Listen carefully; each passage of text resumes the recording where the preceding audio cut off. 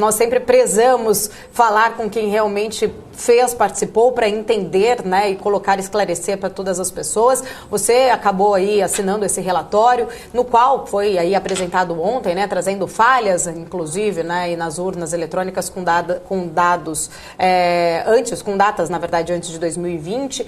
Falou junto com o advogado Marcelo Bessa na coletiva, no qual a gente estava falando aqui agora há pouco. Eu queria entender, né, então, que você explicasse realmente para a gente como que foi feito o estudo, o que realmente, né, foi levantado ali, que a gente possa depois continuar aqui a nossa conversa. Excelente. Em primeiro lugar, é claro que conflito na imprensa sempre gera muita audiência, mas quem audita constrói. Quer dizer, o nosso trabalho e o nosso propósito sempre é contribuir para a confiança da entidade auditada.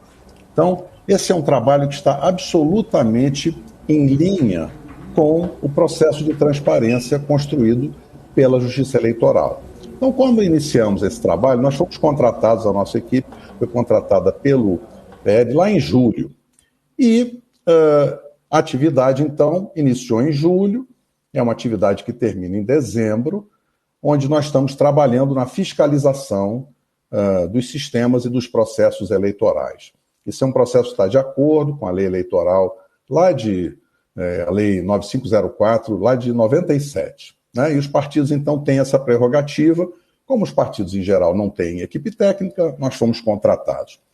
E esse trabalho está perfeitamente integrado com a orientação do TSE.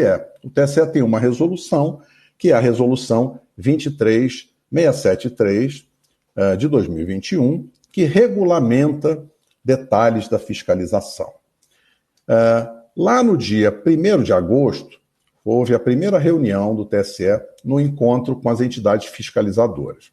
Naquele momento, o TSE distribuiu documentos, fez uma apresentação muito detalhada e nos orientou que o log de urna, que é um novo instrumento que foi divulgado pelo TSE nessas eleições, antigamente havia um processo mais complicado para alcançar os logs e houve um avanço muito positivo de transparência do TSE, especialmente agora no encerramento do segundo turno, quando 3 arquivos foram liberados para quem quiser ou precisar, que é o nosso caso, acompanhar todo o detalhamento das informações. O primeiro arquivo é o boletim de urna, que é utilizado para verificar o registro de todos os votos, os resultados da urna e, eventualmente, fazer testes que permitam a comparação com a totalização. O segundo arquivo é o registro digital do voto, o RDV, cuja função é apresentar os registros dos votos que foram recebidos pela urna e permitir uma eventual recontagem na forma orientada pelo TSE. O terceiro arquivo é o arquivo log de urna, que foi oferecido pelo TSE como importante instrumento de auditoria do funcionamento da urna eletrônica pelos partidos políticos e pelas entidades fiscalizadoras. Então, nesta fase, o nosso trabalho foi exatamente fazer uma análise detalhada de todos os arquivos log de urna, de todas as mais de 472 mil urnas eletrônicas.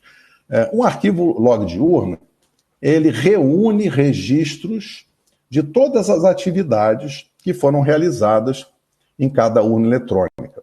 Essa atividade da urna começa lá na preparação da urna no Tribunal Regional Eleitoral. É um processo que o TSE chama de inseminação, que é quando se introduz, se carrega o software que a urna vai utilizar para operar naquelas eleições. Depois existe uma preparação para o primeiro turno, testes antes do primeiro turno, e aí no dia da votação, que começa o processo dos mesários, começa umas 7 da manhã, eles imprimem a 0ª, e tem lá procedimentos administrativos, e às 8 em ponto, horário de Brasília, começa então a votação nos estados que estão alinhados no fuso horário. Né? Estados que têm outro fuso horário têm o ajuste do fuso. E aí a urna faz a votação ao longo do dia, no final do dia encerra, no primeiro turno. Depois existe de novo uma carga de informações, que são as informações que serão utilizadas no segundo turno. Existe então essa nova preparação, existe um trabalho no início do dia da votação com impressão da zerésima, o registro de todos os detalhes durante a votação do segundo turno, e aí existe o encerramento do segundo turno. É importante chamar a atenção, porque temos visto muita desinformação na imprensa, de que o log, ele é, na realidade, um conjunto de registros. O log não é um registro isolado, é como se fosse um prontuário médico, por exemplo, ou um prontuário legal, onde cada evento precisa ser adequadamente registrado. Então, o registro de cada atividade é uma linha, e cada linha precisa estar vinculada ao hardware da urna, ao equipamento físico. É por isso que o programa que gera o log, ele precisa ler 2 parâmetros diretamente do hardware, para garantir a autenticação daquele registro no hardware. Então, para registrar uma atividade, o programa que gera o log, ele primeiro lê a data, hora, minuto, segundo, registra isso no início da linha do log, coloca naquela linha mais algumas informações e depois ele lê o número de série da urna, que o TSE chama de código de identificação da urna. E é importante que esse código seja lido no hardware para cada registro. É por isso que quem abre um arquivo de log vai ver que em cada linha existe data e hora daquele evento e existe também o número de série da urna para o registro daquele evento. Então, alguns técnicos e jornalistas que têm divulgado na imprensa que seria possível ir buscar outras informações ao longo do log, claramente não conhecem tecnicamente o tema. Quem trabalha com auditoria precisa garantir que o registro de cada atividade, em cada linha, tem todas as informações necessárias para que aquele registro seja válido. Quando estamos, então, analisando todas as linhas de todos os logs, e nós temos mais de 4 bilhões de linhas, 287 milhões, se não me engano, então é uma quantidade grande de linhas, é uma tabela muito grande. Em cada linha, porque cada linha representa o registro de uma atividade, então o registro da atividade, o log, ele é cada linha, ele não é o arquivo em geral.